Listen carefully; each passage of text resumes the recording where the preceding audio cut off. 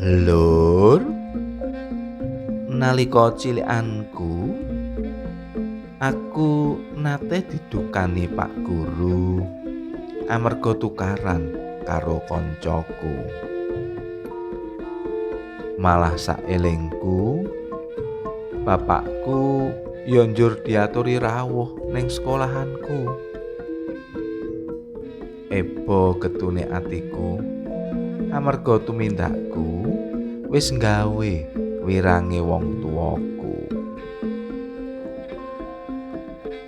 Lur, pancen yen dimatke apa kang dadi tumindake menungsa ning donya kene sejatine sak liyane nggawa pengaruh marang awake dhewe uga ana pengaruhe tumrap wong liyane.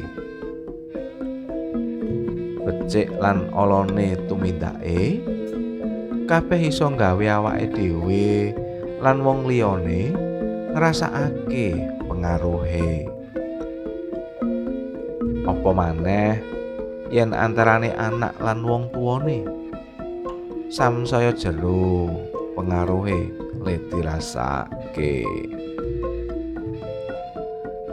Lur, coba paribasan Jawa iki digatekne.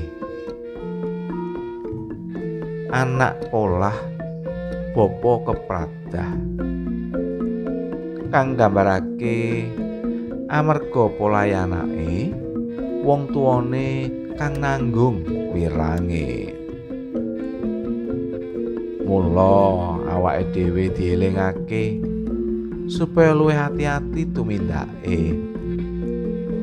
Aja nganti merga tumindake awake dhewe wong tuwa lan wong liyane padha nanggung akibate.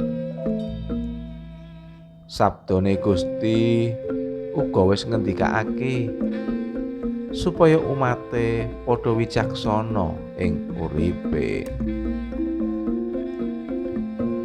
Lur, mulane ayo polah tingkahe padha digatekake. Apa maneh ing wayah pageblu kaya ngene?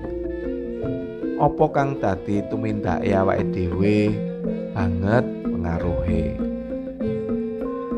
Ora mung iso nggawe wirang wong tuwane, nanging uga nggawe bebaya uripe wong liyane. Eling, anak polah bapa kepradah. Wis ya, aku pamit dhisik. Gusti berkahi.